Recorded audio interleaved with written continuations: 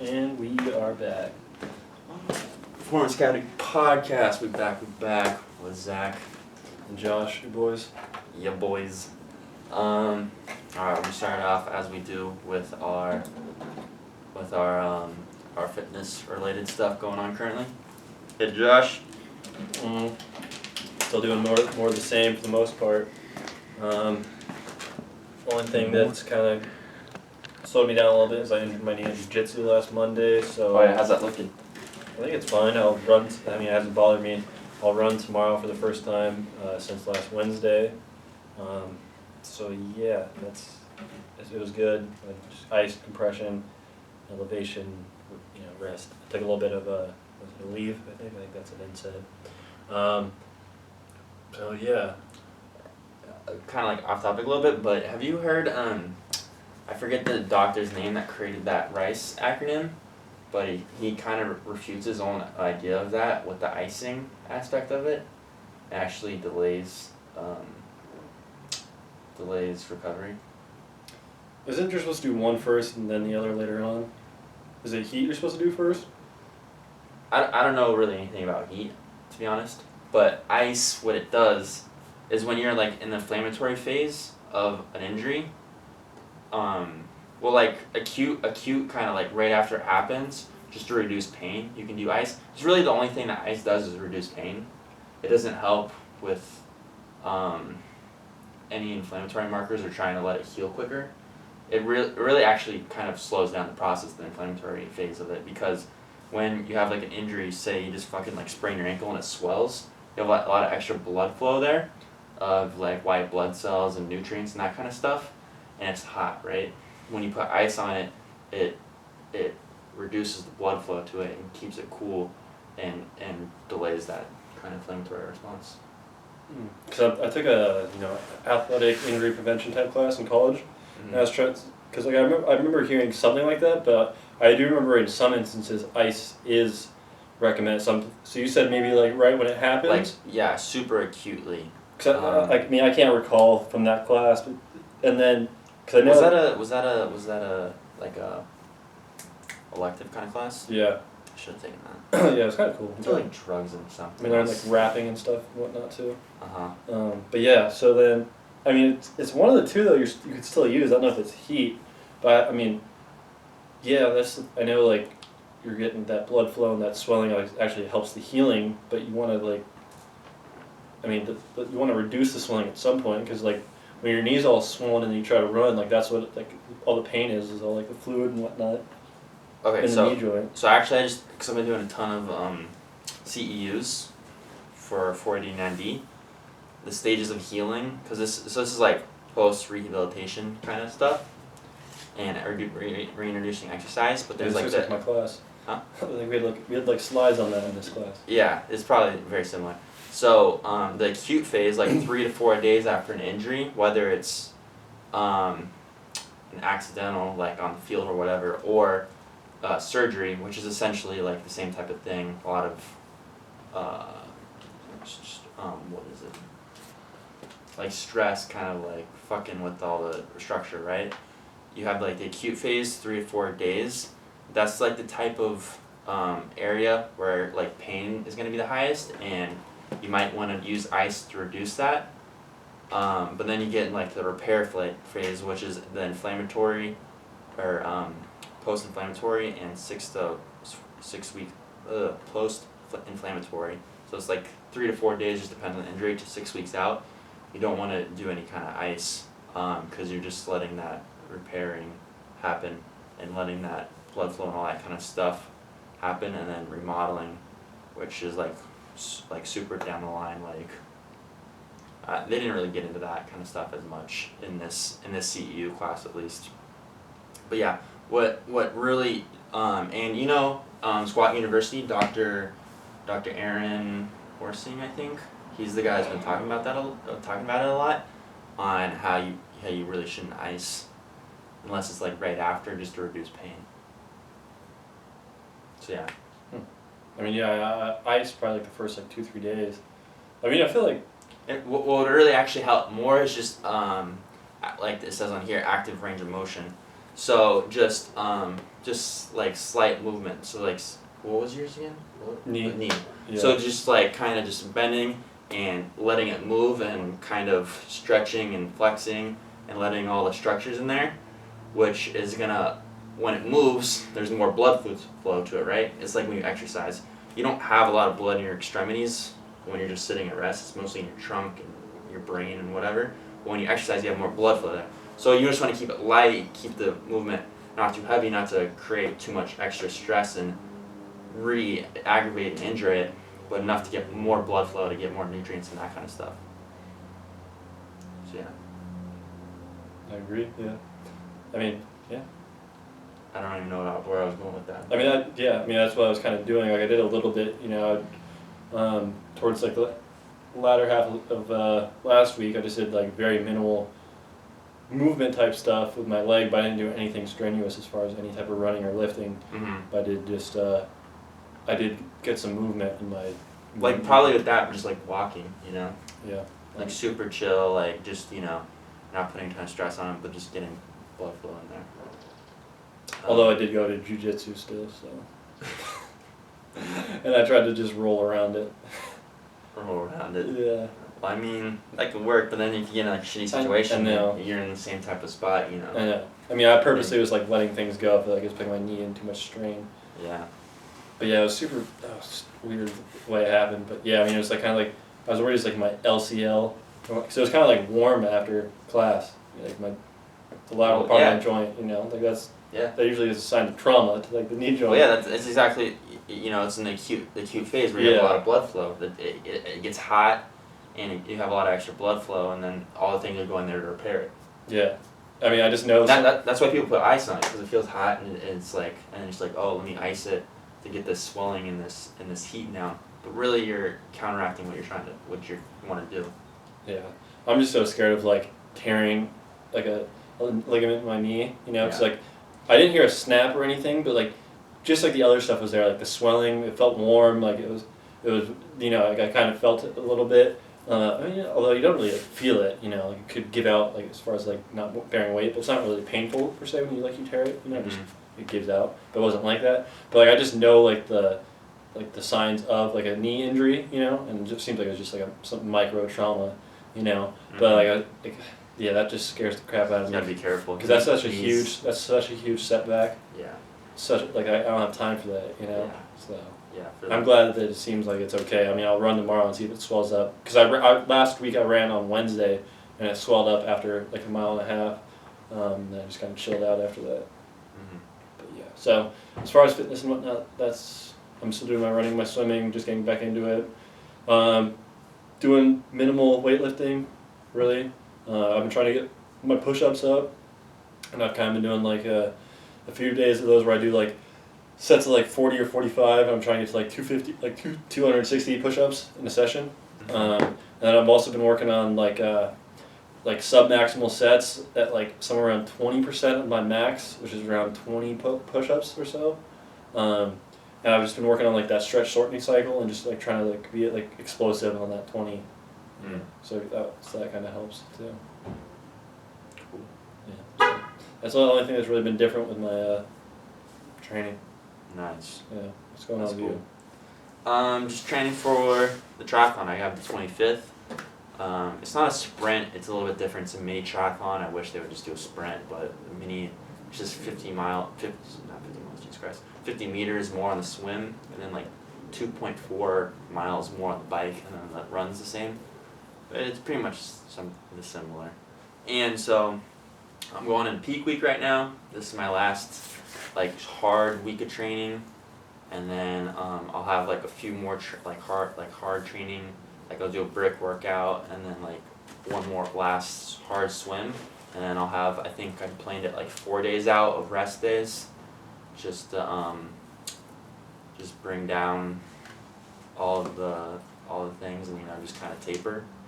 And I've just been working, like I said before to you, been doing a lot of sprinting, not sprinting, but like interval training at a pretty high intensity of cycling, running, and swimming at like just kind of below my total amount of distance I'm gonna be having to do in the triathlon, and a little bit longer rest, or obviously the longer rest intervals than I'll be doing in it because I'm not resting at all.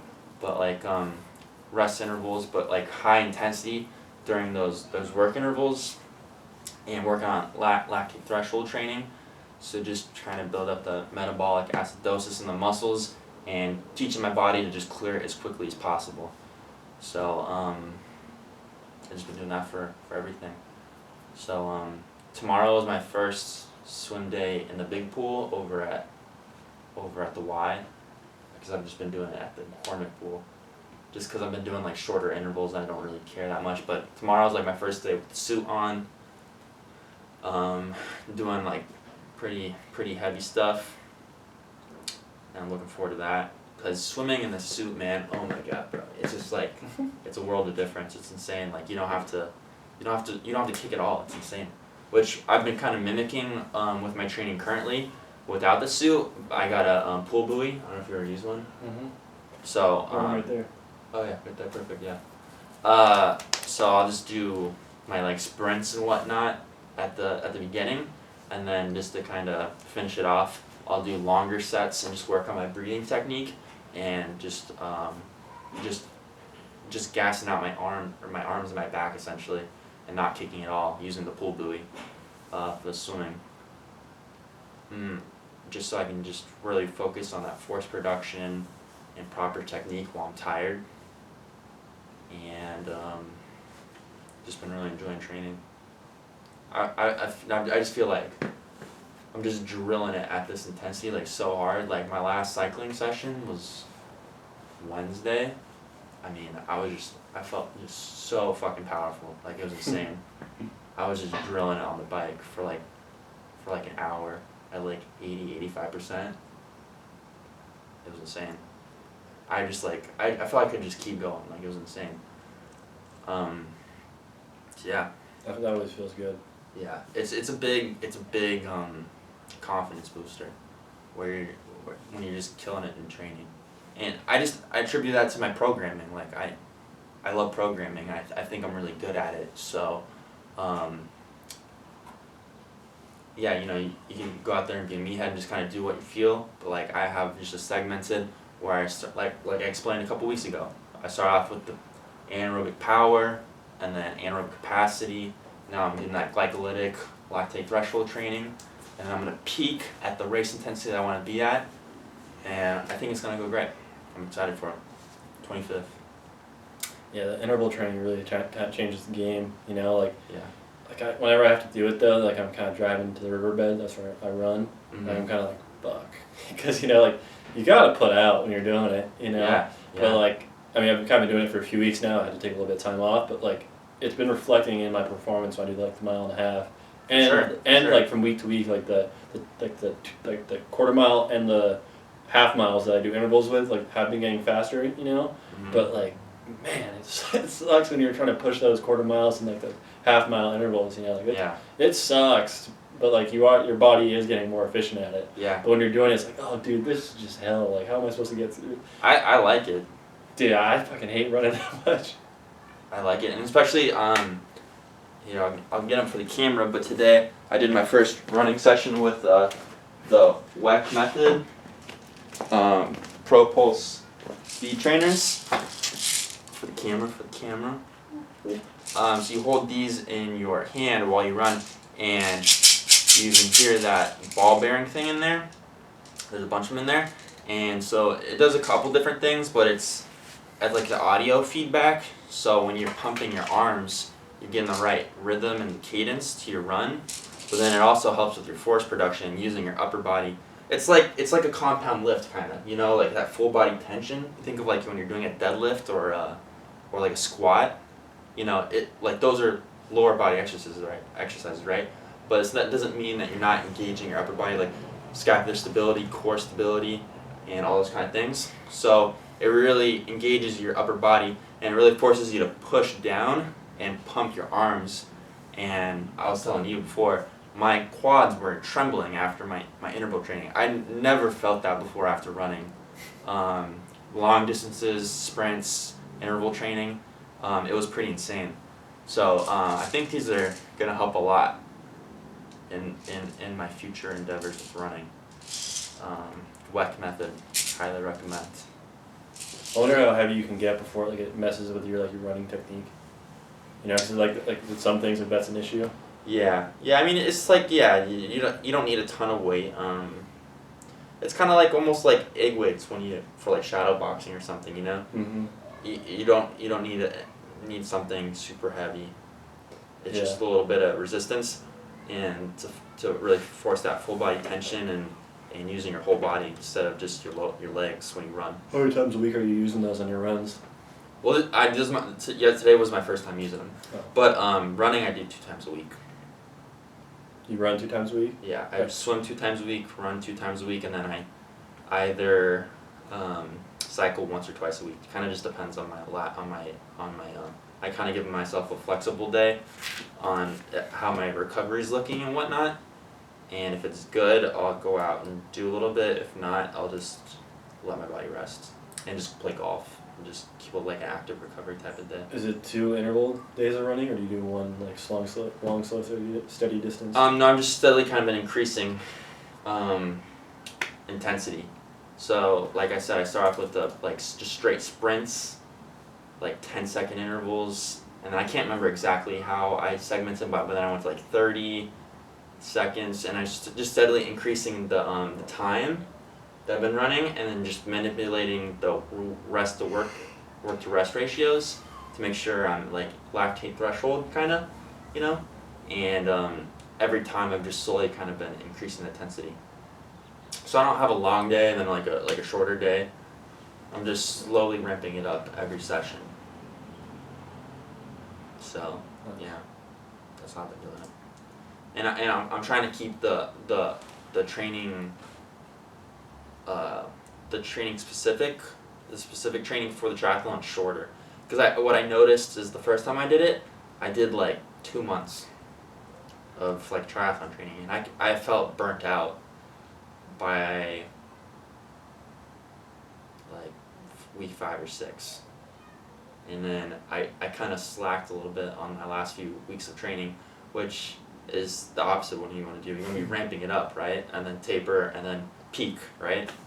So that's why I cut it down significantly. And also with this one too, it's a sprint distance as opposed to a longer endurance race. So I felt like I didn't need as much time to like prep my body for that specific race, you know? So yeah, I don't know if any of that makes sense.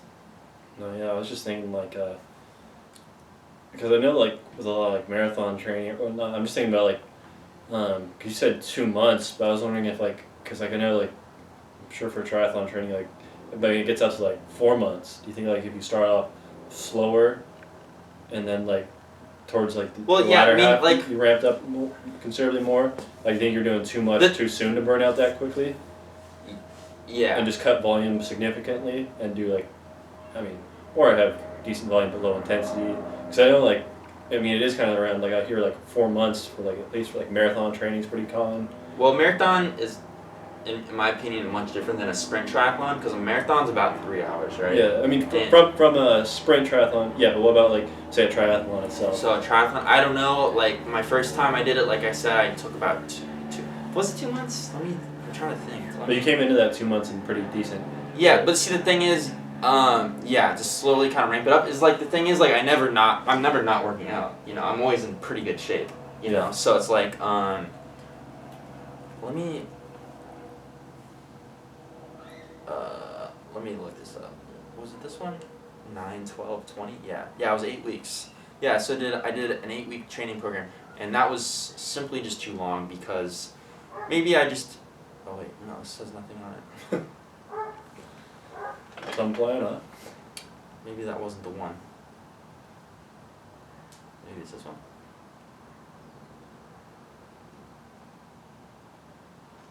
How many weeks was this? Yeah, 1, 2. Yeah, okay. Oh, something else. Yeah, so it was 2 months, 8 weeks. So, What was your question again? I think I was asking about duration of like your, what do you call it, your training camp? Your yeah, basically training camp. Yeah, but I think I was saying like I feel like it could be like longer for like a triathlon. Like I would like legitimate triathlon like athletes. I feel like would they do like what's common for them? You know, like I don't know. Because like a fight camp is anywhere from like say 6 to 8 weeks, right? Yeah. Fight camp. Marathon training. I mean, from what I've heard for like the recreational people who are trying to get into it, but like this, I mean, the marathon's pretty like you have to take it serious regardless, you know. Yeah. But it's kind of like 4 months. Like it'll be a 4-month program. But you kind of have to like earn your right to do that program. Like you have to get in decent shape to get to that 4-month program. You know. Man, 4 months is so long. I know, but from like going from in 4 months, you think you can go from like not running to running a marathon in a decent time, like a good time. I think 4 months is required at least if you're going from absolutely nothing. Yeah, but like to get like I'm not saying just to do the marathon. I'm saying to like get like a trying to break like a 4-hour marathon. Trying to break a 4-hour marathon? Yeah. Is that like an average like first timer kind of? No, not a first timer. No, it's not. What'd you do? I did 4 hours in 1 minute, but I was being aggressive in my first marathon. That was your first time. Yeah. Wait, what was the question? If you're going for absolutely nothing. We got too many like theoretical things going on. Yeah, if you're going for absolutely nothing to trying to get a 4-hour marathon. Yeah. You need 4 months. You probably need more than that. Well, I guess it just kind of depends on your body, your body composition too. You know. There's too many factors. There's a lot of factors. Like I don't know. I've never done a marathon, so I don't really know. You know. Yeah.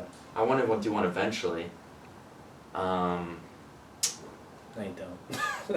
I want to do a halfie first, yeah. But like, I'm just really into triathlons right now, so it's kind of like, and I don't like running as much, really. Yeah, I mean it's cool for like the challenge sake, you know. But as far as like obviously I run, and at times I do like it, but like I always like running for like sport. Yeah. You know, like I don't really just run to run type thing. Yeah, and I mean, I don't know. You can kind of look at triathlon as a sport. You know, yeah. It is a sport. That's why I don't run just to run. Really, I mean, marathon is a sport too, but it's just specific to that's true. Just running. The only variable is running. There's no other like kind of elements to it. Yeah. I don't know. It's just like the good thing you have going for you is that like building aerobic capacity is like probably the easiest physiological change you can make in your body.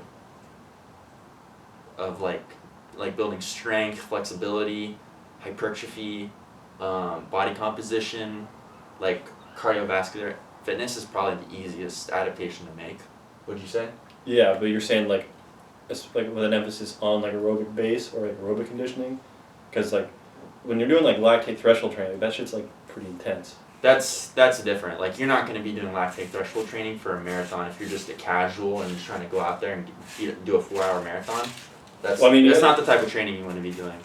You want to be doing like, just aerobic base training. Well, it's still recommended to do like some like interval training, like to do like quicker than your pace that you're going to be running. Yeah, I mean that's like when you really want to start pushing the pace in a cardiovascular event. That's what you have to do because your you can only your lungs can only take in so much oxygen and then put into your blood to get to your brain and your muscles, right? And then it just reaches a peak, and then it's just you can't do it anymore, right? And the average person just going out and doing a marathon, it's the first time. They're probably not reaching that really, honestly. No, I would say. I don't really know. Yeah. I would just assume.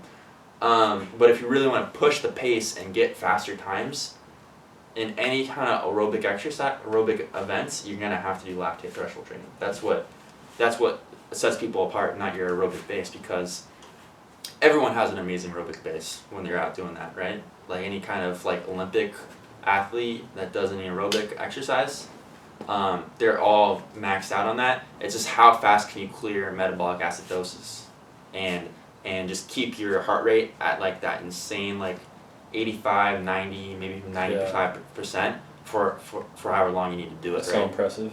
And it's just that's what it is. You got to be able to do that. Super impressive and it's super interesting. It's pretty wild. It's just like, you're just redlining so hard. It's insane. Yeah. So, speaking of that,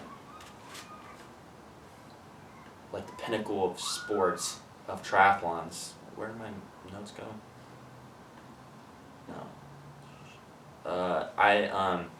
So I'm doing the YMCA sprint mini triathlon, the 25th, and then I was planning on doing the Herbalife triathlon, the full triathlon, like a month after that, but it ended up getting rescheduled again, and basically pushed back to where it was supposed to happen last year, late October. I'm probably gonna do that one, but I haven't officially signed up for it. But they're having the Legacy Sprint Triathlon, July 17th. I'm not sure if it's the 17th or 18th, but it's sometime that weekend. Down in Long Beach. It's an open water swim out in the ocean. Long Beach, so there's not really any waves, but whatever. And I'm doing that one for sure. I signed up for it. So I'm pretty excited for that. But I decided, because I was a little nervous, I was like, oh fuck, that's like legit, you know? I was like, am I going to be able to hang out there with people? So I looked up times. Obviously there was no 2021, right, because of COVID, but I looked up 2019 times. And did I talk to you about this already? No. Okay. So the guy that won it, so a sprint triathlon. Oh, I think I did, you right? mentioned this part. Yeah, a sprint triathlon, like, it's half the Olympics. So it's a 750 meter swim, a 12.4 mile bike ride, and then a 5K. And like I'm shooting for an hour 20. That's what my goal is. And the guy that won it in 2019 did it in less than an hour, which is fucking bananas. His name's Joe Malloy, Maloy. I don't know how to pronounce it. But he won that event, and then I was like, fuck, dude, that's insane. Like, is this just like a regular ass dude that like works, you know, fucking at accounting at like whatever, you know? So I looked him up, and he actually was the team leader for the U.S. team in the triathlon for the 2016 Rio de Janeiro Olympics. Mm-hmm. And he got 23rd in that event. He was the fastest American. I was like, holy shit. And he's just like out there doing it with like people like me. I was like, yikes. But for like I looked up my like age range, you know? And I mean, it would be hard pressed for me to win my age based on like the kids that did it. I can't remember exactly. But I'll be looking pretty good if I hit my goal like hour 20, which I think I can do. What was the slower times? I don't even really know. Do I have it right here? I think I actually have it right here. Yeah, right here, perfect. So for overall, yeah, sure. Well, yeah, this guy Joe, like I said, he did it in 55 minutes. There was 787 participants, so I don't know how to like go to like look at like slower times. But I mean like, oh, here we go. Wait, no. Like, we'll just go to the bottom of here. So like the 40th place person got 111. Oh, there's pages right there at the bottom. Yeah. I mean, where do you want me to go? I don't know exactly. Like, go like 7 or something. 10. Oh, shit. What happened? Reload that. Page 7? Yeah. Well, I guess there's 20 pages. It's like, yeah, like the 7th page, like top of it's 240th person. They got 1 hour and 28 minutes. I could beat that. 100%. That's still in the upper half, though, of people willing to do it. Yeah, that's definitely upper half. I guess if we could look at the exact half, so that's like 350. Yeah. Approximately. Let's go over here. Yeah, so this is 360, and they got an hour and 38 minutes. So that's about halfway, and they got an hour and 38. I could 100% beat that, no doubt. Yeah, so it's pretty interesting. So, but what my plan was is like, I think I told you about it. I want to get into training triathletes because like I said, I think I'm really good at the programming. I understand physiologically what's like required. I might not be like at the pinnacle of sport and like me physically competing, you know, and I'm just kind of getting into it and I hope to get better. I plan to. But I think with my kinesiology background, I understand like what needs to happen to like get the best performance possible. So I just started like going down the list of these people. I just started going down, looking at all the names, and I was looking on Instagram. They had an Instagram page, and I started DMing people. Did you? Yeah, I was like, I got to like around like 20 or so. I need to keep going. But I just started DMing people, and I was like, hey, if you're interested, like, I was like, I'll coach you for free. Like, I don't give a fuck. Like, if you're interested, let me know. I was gonna say like, I mean it's cool because it's like a niche, you know. Mm-hmm. Like it might be hard because like I feel maybe because like these people are more likely to be like into or at least like follow some sort of program, like legitimate program because it's like it's no small matter to do a triathlon. Like you're probably gonna be on some sort of program, or if you do it regularly, like you probably like kind of know how to do it a little bit yourself too. Yeah. You know? Yeah. Well, I feel like you like started from like the bottom up, like maybe like got some of the casuals who just were getting into it. Yeah, that's what I was thinking too, cause like I was starting off here and I was like, that was the first guy, Joe, and I was like, well, that's fucking ridiculous if I asked to coach him, right? He like probably coaches people how to do triathlons, right? Yeah. But I was like, let me just start from the top and just start going down, like whatever. Just you miss 100% of the shots you don't take, right? Yeah. So like you know, even if I don't, cause I haven't gotten responses back from the people I have DM'd. You probably start getting more from like the bottom first. Yeah, but then maybe like I just you never know, you know.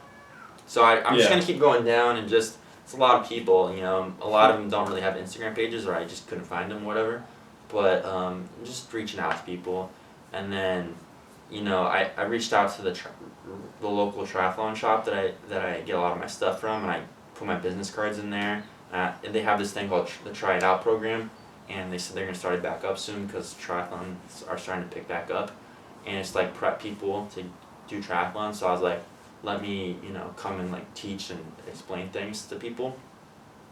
And they were down for that. So hopefully that'll be starting soon. And then people like me, you know, they might ask for individual help and start doing that. That's what I'm going to get into. So yeah. Oh yeah, and then also for the Herbalife one, do I have that up here anymore? No, I have 8 million tabs open. But the Herbalife one, on their website, they're supposed to have like pre-written programs out for people for beginner, intermediate, advanced, to download and like follow along with, you know. But there wasn't any up there, so I was like, that's like literally straight up my fucking alley, like triathlons and then also program. So I emailed them. I was like, hey. I see you guys don't have any of your downloadable programs up there yet. If you'd be interested, I'll just write it for free, like at beginner, intermediate, advanced. If I could just put my logo and my contact info on there, and just throw it up there. I haven't gotten a response. That's good though. I mean, at least. Yeah, I was like, I'll for sure do that, and then same idea. Like people download it and they follow along with it. At the very least, they just do it, and then they see I made it, and maybe they'll follow me on Instagram or whatever. But say they want more individual help, to say like they're just struggling or whatever may be the case, they get some individual training, and that would be great for me. That's the idea. So hopefully that works out too. That's legit. That's the way to do it. You only need a few of those to hit. Yeah. And you start building some brand, you know. Yeah. And then this guy, Joe Malloy or whatever.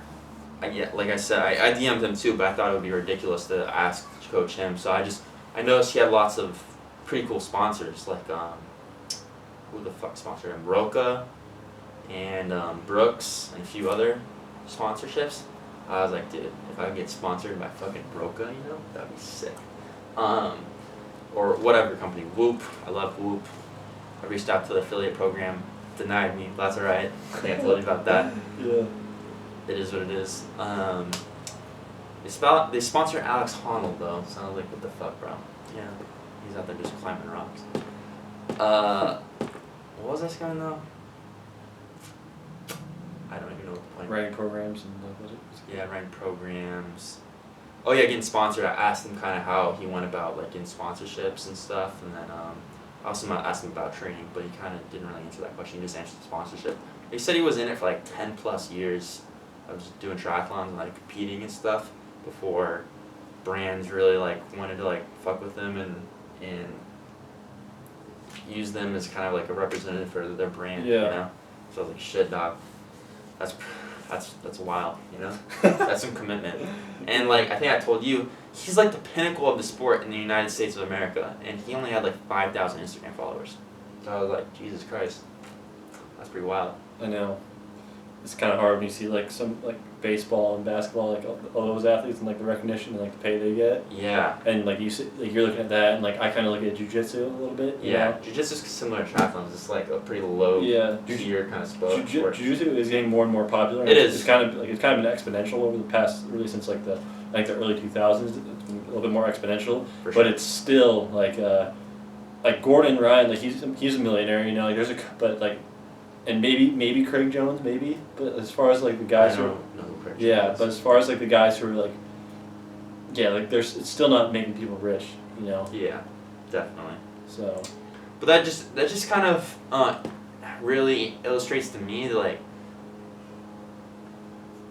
I want to compete and do the best I can in the sport, but like what I really need to focus on is being, honestly, I hate to say it, but like more of an influencer type, you know. Because I feel like there's definitely people that are at the pinnacle of the sport of, like, there's, like, people that you wouldn't really know, but I like to follow in cycling and triathlons and stuff that aren't, like, the super elite level people, but they have a big social media following and have those kind of, that reach and the sponsorships and those kind of stuff. So that's why, like, once school ends, I gotta just really focus on that. And I actually just thought about that right kind of as we brought up the triathlon training, because this is my peak week, and I was planning on documenting all of it and recording it, and then I realized I didn't even record anything today when I was training, so I was like, fuck, alright, I already missed that one day. I know what you mean about those type of people who are like, they're not necessarily like high level athletes in the sport, but they're big in the community. Yeah, big in the community is like, it seems to be kind of the move, you know? It's more attainable. Yeah. And it's just like, I hate to say it, but you don't have to put the same kind of like, commit your whole life to something to be recognized, I guess, you know? Yeah, I mean, you don't have to be the athlete. I mean, you're going to be participating in the sport, but like you're also providing information. You know, you're still it's your trade type of thing. And like I feel like I can do that more of like the information side of it too, because of my kinesiology background. And then I also participate in the sport and have like the practical knowledge too, especially as I do it more into the years and get more experience doing that, you know?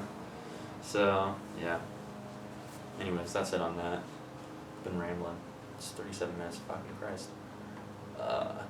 So yeah, that's it there. Legacy Triathlon, ProPulse, that's it there. Alright, cool. I mean, that's it. One other thing before we get into current events is, so one of my long-time clients that I've had, she's been working with me for quite a while, for a little over 2 years now. And when she first came to me, she had osteoporosis. She got diagnosed with that. And I remember kind of explaining how resistance training helps with that and like reducing bone loss and even kind of reversing it if you're got the proper diet, taking like calcium and things. Vitamin K, is vitamin K that helps with that, or is it vitamin D?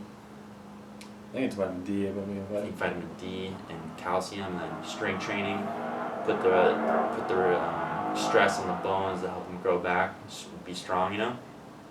And she was asking me to make a letter and bring it to her doctor next time she goes in for a physical, basically kind of outlining what we've been doing, her like training for the last 2 and a little bit of a year, to show the doctor. And I was like, if you could like put on like a company letterhead or something or another and make it look official, I was like, all right, cool. So it was pretty fun. I made like a letterhead kind of thing through Canva and like wrote out this shit, trying to sound like super articulate. Yeah, articulate and educated. You know, I was like, oh, you know, like the 7 functional movement patterns, and I was talking about balance and like foot stability and core stability and proprioception and fucking the 3 planes of motion, this, that, and the other, you know, and all the kinds of shit we do, you know, activities of daily living, you know. The buzz terms. Yeah. So I just like put that together. So I thought that was fun. But yeah, it's like, that's exciting for me, like kind of being more recognized as like almost kind of like a healthcare professional. Because that's really what you're doing. Like your doctor like isn't helping you really with that osteoporosis or whatever. They just tell you like take this medication or whatever, and then send you on good luck, you know. See you in 6 months. Yeah, exactly. Where I feel like with the clients that we work with, you can really kind of help them get through those things. So you see them once, twice, 3 times a week, and I'm excited for her to go back and have them check her bone mineral density and see what it's looking like compared to last time.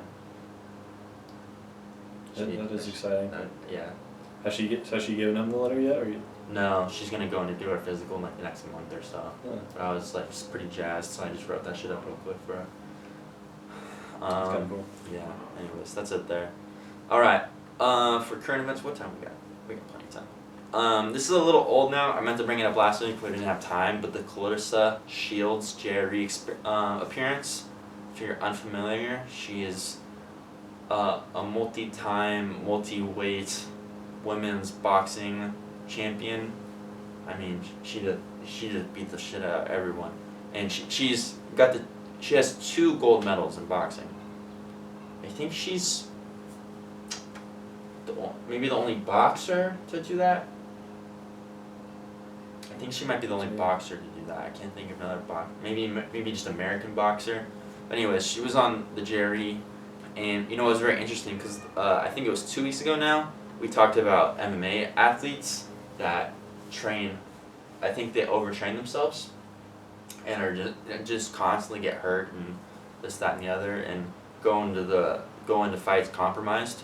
And she was talking about training intensity and frequency, and then taking days off and like listening to her body. She doesn't listen to wear a whoop strap, but she said she actually, when she was training at the U.S. Olympic Center in Colorado, she wouldn't do sprints. They told her to do sprints, and she wouldn't do them. She got fined. They fined her for not doing sprints in training. She was like, fuck this shit. Like, I'm not... She was already a very well-established boxer at that point, you know? She was competing in the Olympics, and the trainers said to do some sprints.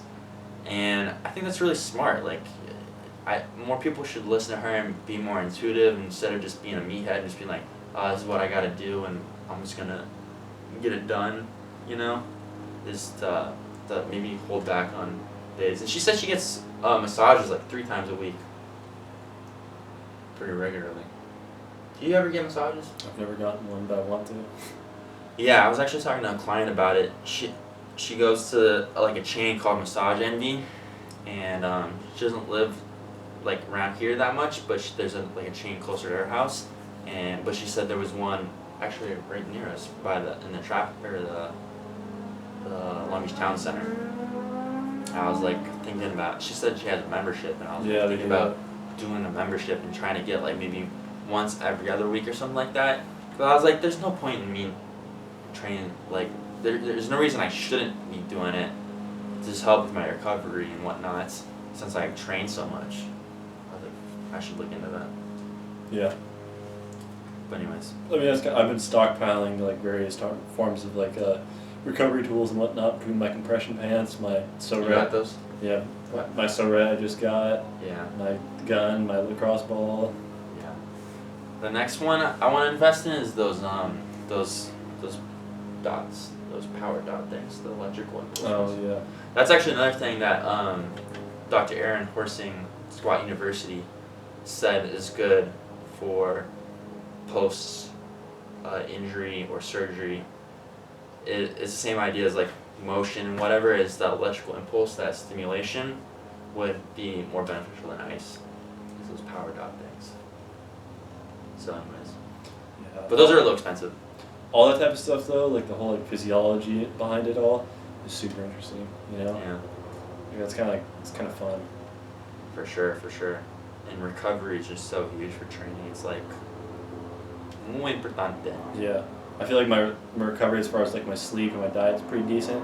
But as I say, as far as like when I sleep and whatnot, but I feel like if I could just eat more, like that would also that help my recovery, or just more protein. Just more food to heal my body.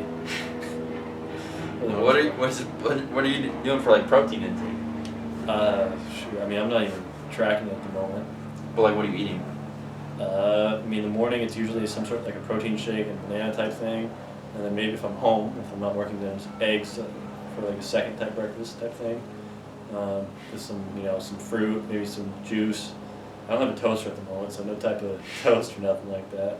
When lunch comes around, it's some sort of meat and rice or pasta or something like that. Yeah. There's a chicken bowl. And some days are better than others. It just depends. Like, I feel like if I would spend money like every single day on one meal, like that would really supplement my diet overall and kind of bridge the gap. What do you mean? Like today I got flame broiler, because like I have the same like rice, plain beef. Yeah. I just have bullshit in there I've eaten. That's good. Yeah, but I don't have enough. That's all you need. Yeah, but You get burnt out on it? I guess I get burnt out on it. Yeah. Yeah. I mean, protein. Yeah. But I think I'm around 160 now, I think. I don't know if I've gotten under it. I'm going to be pissed if I get back down to like 159 now. I'm like, last time I weighed myself, I was 162. Yeah? It's the lightest I've been in like 3-4 years. That's pretty light for you, because I remember you talking about being like 175 or something. Like, Yeah. Yeah. I've been just slowly cutting weight, just nice and easy. Like, I don't feel like weak, and my training's still been like solid. I like today, like running, I just felt just super light. Like it especially helps with my running. A little bit with my cycling, just being lighter, just less mass to move, So and still not losing like a ton of like muscle. Like I still feel pretty like solid and strong, Still look good. It's not like my first triathlon where I just felt just like depleted. And at that time I was really I was trying to cut weight, and really all I was trying to do was, or not, I wasn't even really trying to cut weight. I was just eating a lot of calorically dense food, but I wasn't like super satiated, and I was just trying to drop weight essentially through just my training. I just feel way better this time around. Pretty interesting. Yeah, the whole part of it it's all interesting. Like when you have like a real legitimate program and you're trying to like balance all like the pieces between training, diet, and recovery. It's like a little game you're trying to play. Yeah. It's engage. Uh-huh. It's kind of interesting when you try to explain to like how to like auto-regulate and like gauge your body to like other people. It takes years. It takes a while. It really takes a while of like legitimate like. I mean, you also have to be doing enough to like really like require that or deserve to like. Well, I should wind down, because far too many. Like if you talk to this like a casual person, like they'd be like, "Oh, I don't want to go to the gym today. Like I need, like my body kind of needs to chill out. I kind of need to." But like they're only going to the gym 2 or 3 times a week, and that's it. Yeah. So they're not doing any running, swimming, anything else on top of it. No. But it's like when you're trying to do something like legitimately hard or really pushing, like I don't know, like 6. I mean, I guess if it's body it's 6, but like 6 to like 13 sessions a week of training, like you really got to be on, be on top of it. That's kind of where I'm at, like 6. But when I'm doing like less intense stuff, like more like weight training and whatnot, it's probably more like 9. Sure. I'll lift, well, maybe like 8 to 9. At least I because I was like weight training and then like cycling 3 times a week. So yeah. Yeah, I'm probably average 11 to 13. Yeah. That's what I'm saying. It's absurd. You've been going wild lately. Just getting ready for the Navy stuff. I mean, I don't want to give up jiu-jitsu, so, Yeah, and then you're doing jiu-jitsu too. Yeah, I mean, that's in those 11 to 13, but it's still tough. Yeah, that's a lot. But yeah, I mean, some people are just bitches and they're just like, Yeah. Can't handle it. I know plenty of them. Yeah, man. People are weak out there. But, What were we talking about? Halle Berry doing boxing. What's this chick's name? Halle Berry. Oh yeah, that Claressa Shields. No, that's all I had to say on that. I wrote the Matt Fraser. Did you listen to that one? Mm-mm. I wrote it down, but I don't really have anything memorable to talk about. Did you watch the Ronnie Coleman thing on Netflix? You seen that? No, but I mean I know what's going on with them. Just the Ronnie Coleman like documentary. Yeah. It's kind of cool. Is it like talking about all his like injuries and? I mean, yeah. I mean, it's kind of going back and forth between like current events, like him and the doctors, and it's flashing back to like him in his prime, and just kind of explaining like the history. Yeah. I mean, it was entertaining, like an hour and 20 minutes, whatever it was, but. Was it on Netflix? Yeah. I should watch it. Yeah, it's kind of cool. Yeah, I mean Ronnie Coleman, he's a legend. But man, dude, that guy's size was nuts. Like, he was just so fucking big. It doesn't make sense. But it was interesting. Like you do notice like when he was getting like too big, like it wasn't like the latter half. Like he was like it wasn't as like the quality like as far as like his physique, like his shape. Like he was just like the proportions wise, Yeah. And I don't know if that was just because of like the increase in steroids and whatnot, and like what's that like that gut thing that they be getting? The bubble gut? Yeah, I mean he didn't necessarily That's have from like HGH, no? He didn't necessarily have like a bad bubble gut like some of the guys used to do, but like his like No, I don't think that was his era. I don't think like they really had HGH back then like that. But it's just like his he didn't have in his latter years. It didn't look like he had like as good as like a V tape race like he did in his earlier years. Yeah. I mean he was just so big. Like they were saying that like in the like the judges in the documentary they were saying he was just so big that like they were scoring really just on his pure size, as opposed to like the size and like the shape, like his physique, his conditioning. I think they call it shape or size and conditioning. Yeah, I think those are like two of the metrics that they kind of go off of. I mean I don't really know anything about bodybuilding judging really, but yeah I mean with like just like the Olympian that kind of stuff I don't know, because it's just like some guys just physically can't get that big, so I don't feel like you should really just do it on size. Like I feel like you still have to like proportions and then like waist to hip ratio and like those kind of things. Those are things like everyone can really affect in their physique. Like that's what I've noticed a lot with my weight loss is my waist to hip ratio is fucking insane. Like I didn't realize how much like weight I held right here in my hips. Well, I knew I always held a lot of weight in my low back, and I still I haven't really lost a lot of that. But my waist, it's crazy. Yeah. I've noticed that a lot. Like when I get out of the sauna at the end of the day, when I've like lost all that water weight, I look fucking insane. I'll be honest. It's like for like 10 minutes and then I rehydrate and I'm like back to kind of like normal, but like the veins in my my arms and my shoulders and like right in here, Mm-hmm. It's fucking bananas, dude.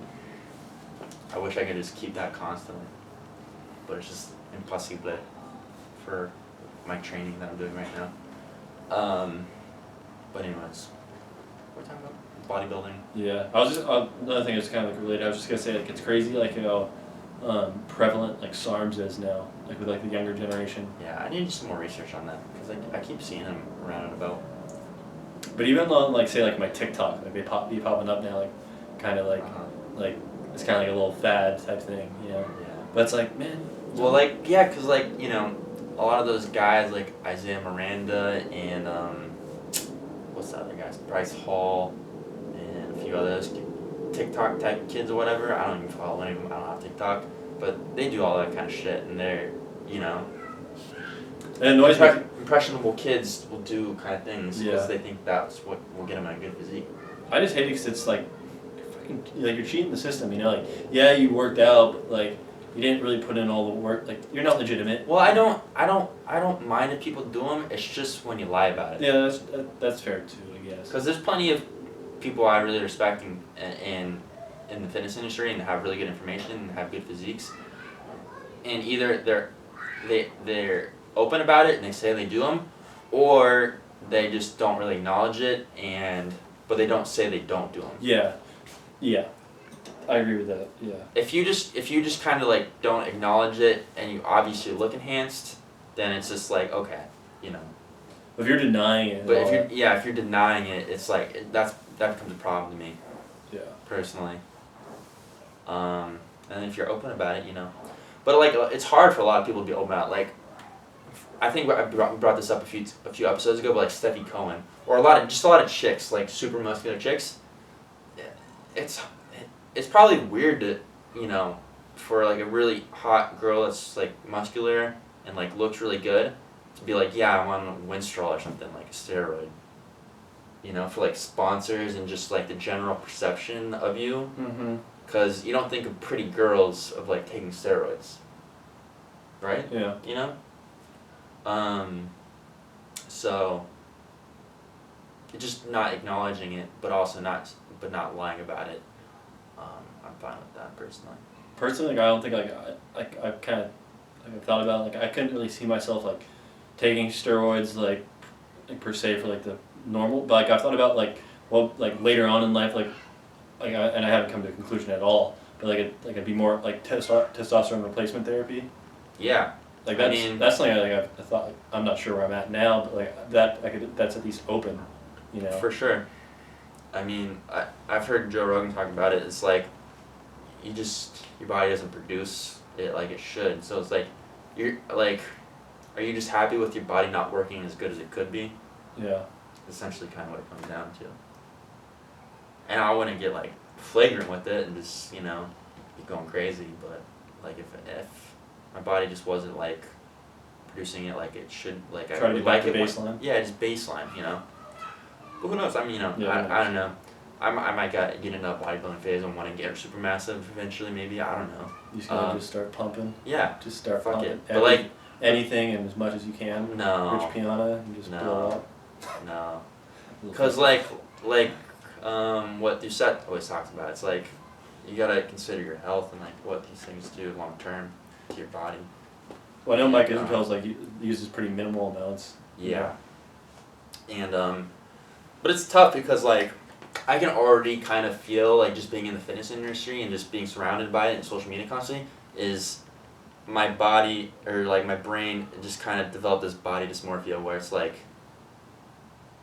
I didn't even really feel like I had that kind of problem, but like when you're just inundated with it constantly of like amazing looking people constantly, it's like, oh, like you like think like I gotta look like that, you know, but it's just like yeah.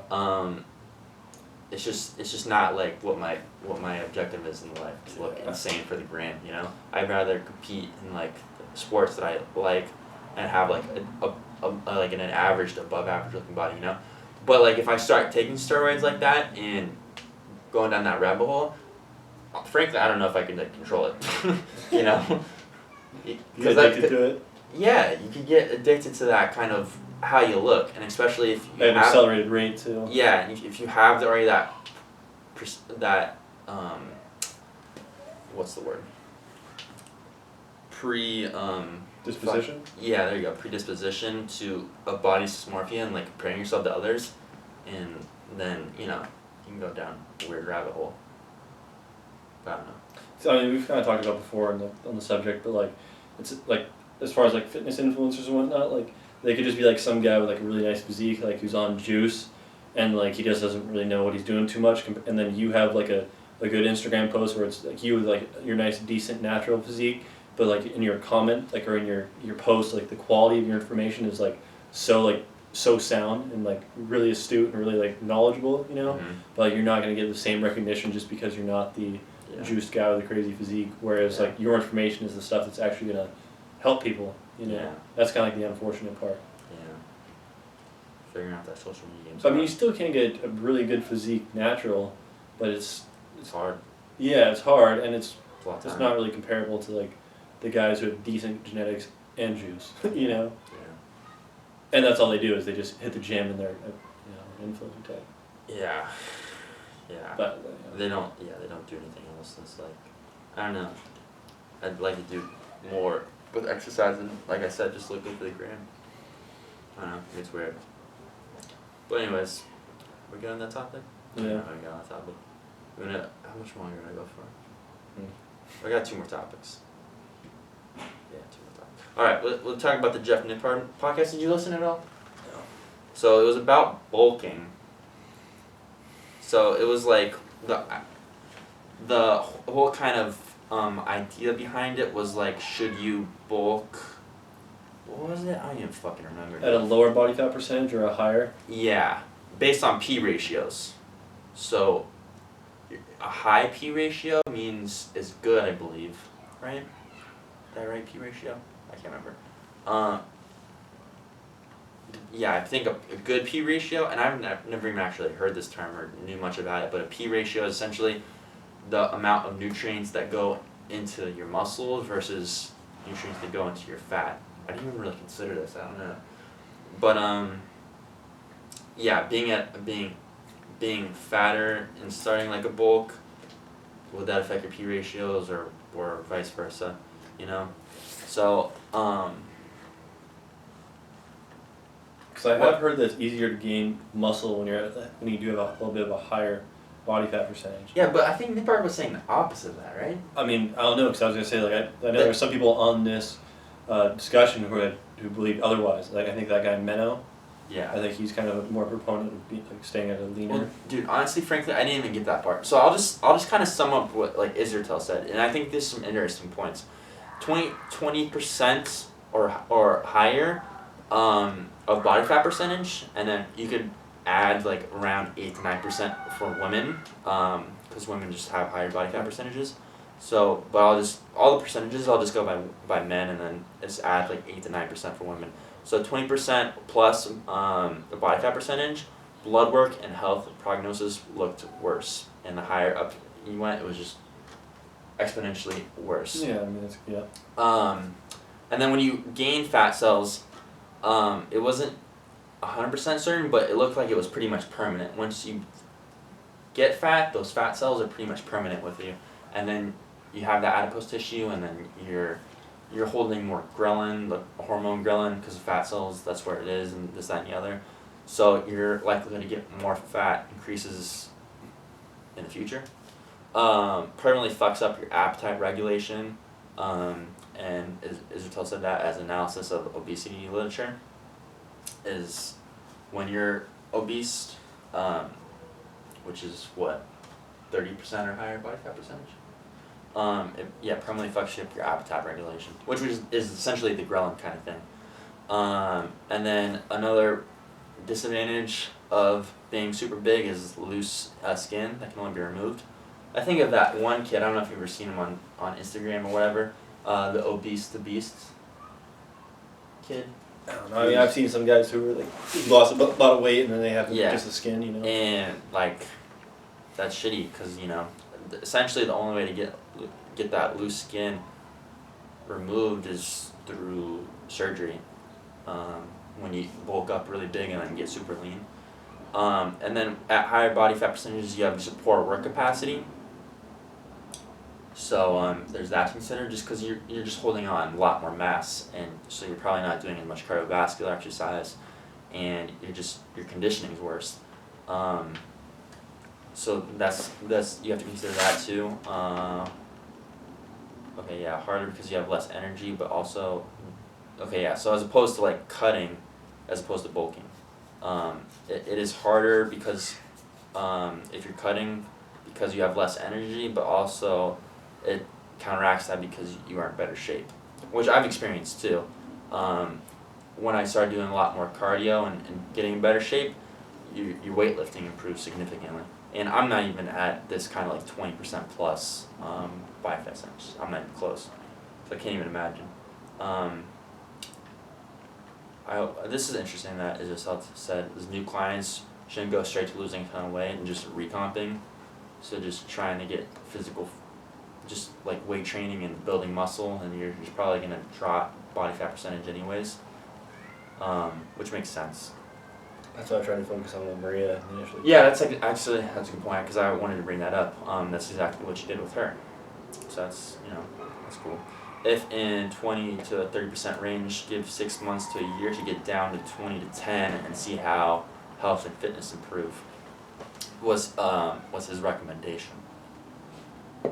And then the road back up down from 15% plus is much longer and fatiguing. Wait, what does that mean? come back down from 15. Oh, so this is more like a bodybuilding aspect. If you're 15% plus, and you're trying to cut, because when you're bodybuilding, you're trying to cut to extremely low body fat percentage, around like 5%, plus or minus a couple percent, depending on how hard you want to diet and whatnot. If you're higher than 15+%, it's quite a bit to cut. Yeah, it's going to be really long, and it's going to be really fatiguing, and also psychologically very challenging too. And that's why, and so take this all into consideration, and then P ratio is essentially kind of the same for fatter and leaner people. So I was like, well, shit, all right. And then he recommended 10 to 25% as a good range for muscle building. So then I was just like, at that point, I was like, why the fuck am I listening to this? Right? Because it doesn't matter, you're saying? Yeah, it doesn't matter. Like, I'm not even a fan of bulking. Like, ever since I kind of started listening to Doucette and what he had to say, I was like, bulking seems just kind of fucking dumb. Because, like, why would you... I think, in general, people are fatter than they really need to be, right? So why bulk and get fatter when you have all these negative, worse blood work, health prognoses, you have more fat cells, fucked up appetite regulation, poor work capacity, it's just all these negative things. To play devil's advocate though, like if I was a little bit fatter, like maybe I'd be better at putting on muscle because I'm sub 10 for sure. Well, no, but it says the P ratio is the same for fatter people and for leaner people, and you're definitely not more than 25%. No, but I'm saying like maybe like are we talking about like because I'm pretty like sub 10 is pretty lean, you know, like yeah. But like 10% like that's leaner people, that could be leaner people, but like because I say like I'm kind of at one end of the extreme, like at sub 10, and other people like at north of 25 or north of 30%, like they're at another end of the extreme, you know. So for me, like, would it be better to like, would it be one of those fewer occasions where it actually is helpful to be like at 10%? If you're leaner than that, well, you're probably not getting leaner than 10% unless you're prepping for a bodybuilding show. No, but I'm talking about me. Sorry. Like I'm naturally, like I'm day to day, like I'm leaner than 10%. You are? Yeah. No way, you're less than 10%. 10%. What percentage are you at? Do you remember when we did it in exercise phys? Well, where are you at? With biological impedance, I was 5%, and with biological impedance. Yeah, and with hydrostatic weighing. Yeah, what was your hydrostatic? I was also 5%. Really? Yeah. No way. Yeah. Well, you'd be fucking. What was your body fat percentage or body weight at that time? I think around then I was probably still flirting with like 155, 157. All right, let's do some math.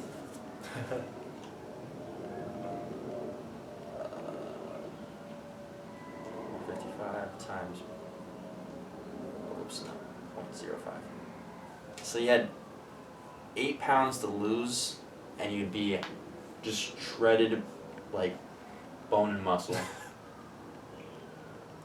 So to get absolutely as lean as fuck as possible as you could get, you'd be 147. I don't know. That seems crazy.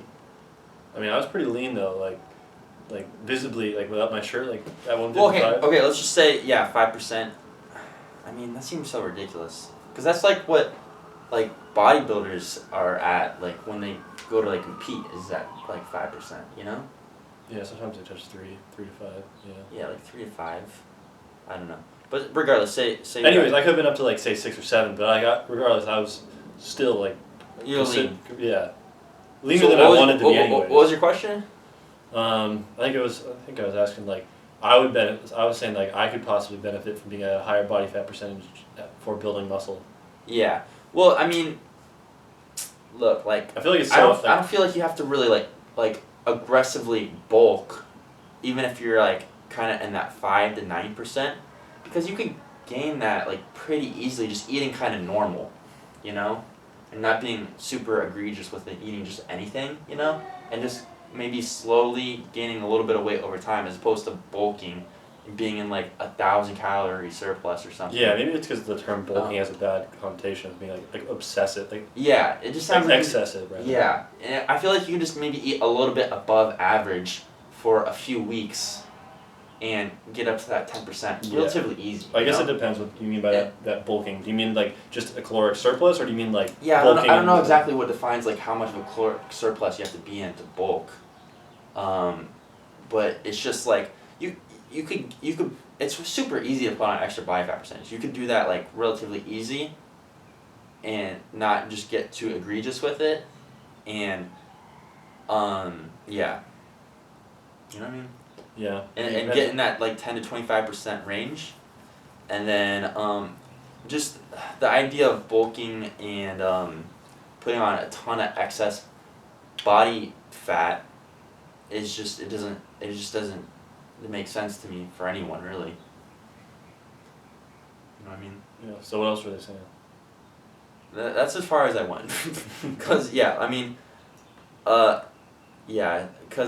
I was like, at that point I was just like, if your P ratio is the same, whether you're fatter or you're leaner, and it's like 10 to 25% is a good range for muscle building, I was like, what's...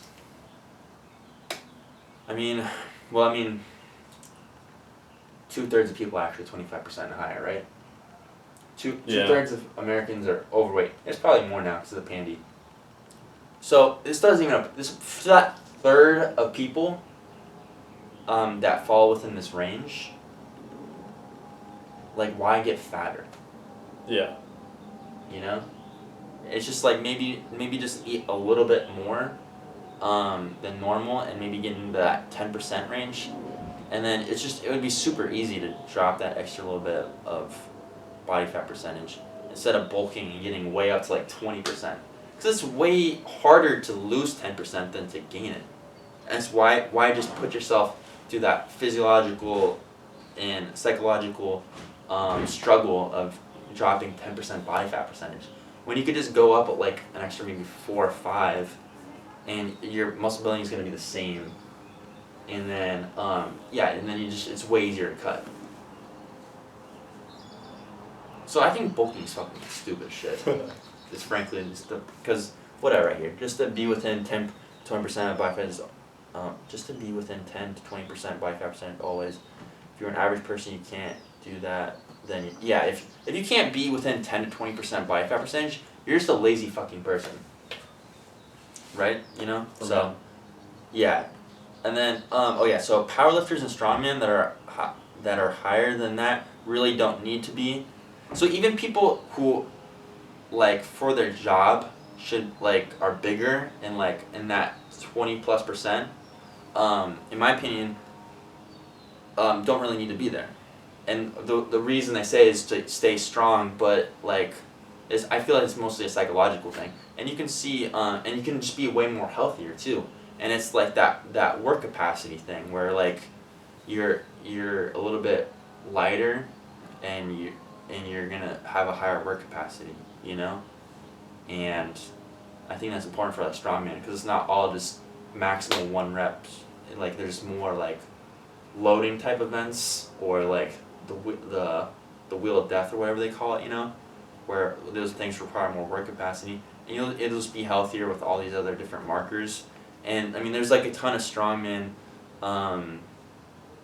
who have dropped weight recently, like Brian Shaw, Martin Lises, Thor, even though he's not doing strongman anymore, he's doing boxing or whatever, and Zydrunas and Mateus, all these guys that used to be fucking massive, like 330 plus, are cutting weight because they just realize like you got to be more athletic, and all the health markers I don't think are really worth it. And less you have higher systemic inflammation at 20% or higher too, because it's just all that extra body mass is putting so much stress on your joints and whatnot. I just don't think it's worth it. Like, you know. Anyways. Yeah. I'm just ranting. Jesus Christ. Sorry. I'm here for it. So, moral of the story is bulking's fucking dumb. Like, don't do it. Like, like we fucking talked about, and you still don't believe me, but you can gain muscle and be in a caloric deficit, you know? So it's like, why be in a caloric surplus to get bigger is fucking dumb. You're just getting fatter for no reason. All you need for muscle building is fucking water, protein, and stimulus, and energy, and you don't need that much. Like the amount of energy that you use in a weightlifting session is like maybe 200 calories if you're going fucking bananas. You know, like you don't, and you to be at maintenance or lower, it depends on the person, but probably like 3,000 and less. You know, it's not like you don't need all this extra food. It doesn't do anything. Fat and carbs are just for energy, and you don't need that much energy. And protein, you're using it all for muscle building, and any extra is used in thermonuclear genesis, or not nuclear, what the fuck was that? No, it was what's it called? Something genesis. Yeah. Gluconeogenesis? Yeah, gluconeogenesis. Thank you, Jesus Christ. And you turn it in.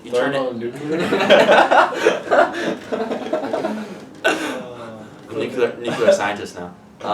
No. Yeah. Gluconeogenesis. Thermonucleogenesis. And you just basically turn it into carbohydrates and use it for energy anyways, you know? So, that's that. Anything to say on that? Alright. That was cool. Last one here. This might be a little bit longer episode, but who cares? This is the Mark Sisson, Jerry parents. So you said you're not familiar with him, right? I think so. He's a pretty interesting guy.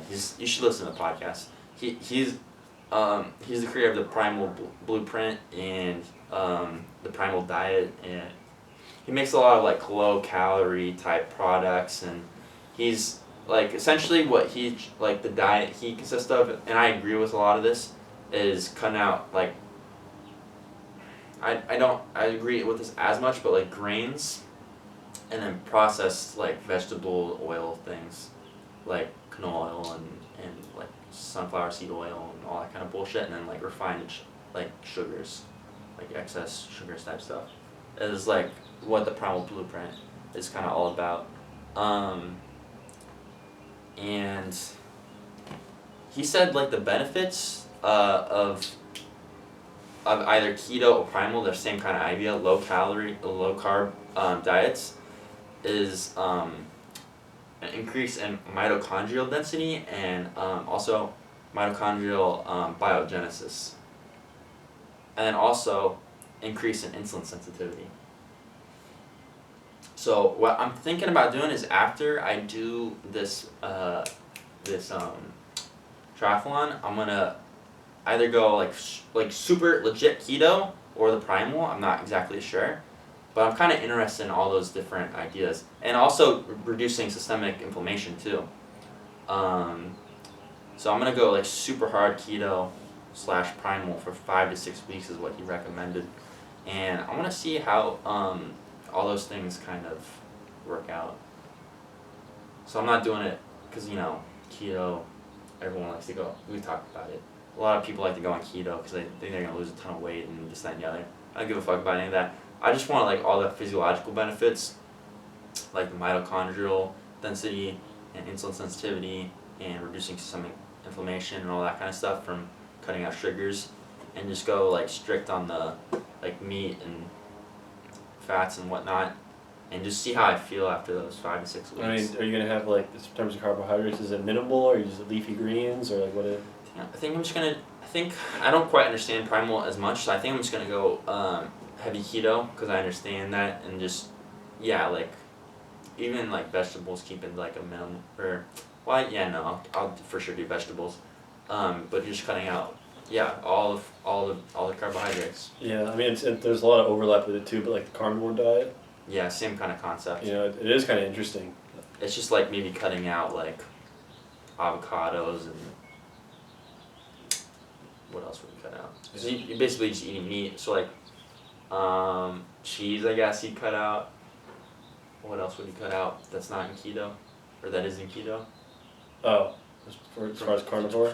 Carnivore versus keto. Well, I mean, I know, like, because Jordan Peterson was kind of one who did it too. Like, he was like, I think he was just meat for a little bit of it. But I know Joe Rogan did it for like a month or something too. Yeah. But that does sound kind of interesting. Like, he talks about like how like his energy levels were constant. You know, there's no highs and no lows. Well, that makes a lot of sense because your body starts to burn fats and ketones as fuel. And because I mean, I'll be honest, that is one thing that is like not. It just depends on how you feel about it, but you kind of eat like constantly throughout the day. When like on the diet that I'm doing right now, but you're eating like just such low calorie dense foods, and even if you eat something that's like super satiating, like it lasts maybe like 4 or 5 hours, and then you gotta eat again, you know.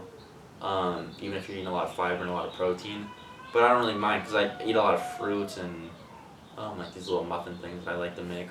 But you're eating constantly, so you're just constantly getting those insulin spikes and whatnot, and you're just very reliant on food constantly. So I don't know. I want to do it because I've done keto, but it was kind of bullshit keto, and I wasn't really committed to it. But I'm gonna commit to it really hard after the triathlon, and just see the physiological benefits and see how I feel and whatnot.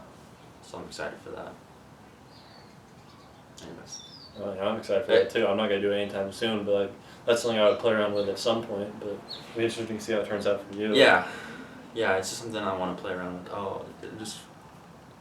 Yeah, it just died. Perfect. We're done. So yeah, that's it. That's all, folks. That was a little bit longer one today, but I would recommend check out the Mark Sisson JRE appearance. Oh yeah, check out the Laura. I don't know how to say her last name, but Beitz, Beitz. Essentially, I'll just sum it up. She was really fat before when COVID hit, and she realized that a lot of obese people were getting COVID, and she lost a shit ton of weight. And I just want to shout her out because that's what you need to do. Instead of being a fucking dumbass sitting in your house wearing a mask, you should take care of your body and take ownership of it and get it right. You know what I mean? So you know you're just healthier. Yeah. Shout out to her. Check out Mark Sisson. Check out the Jeff Nippard podcasts. I'll listen to some more of those in the future, but I feel like the bulking thing's fucking stupid. And check out Weck Methods because I like all their equipment. Anyways, that's it. Anything else to add?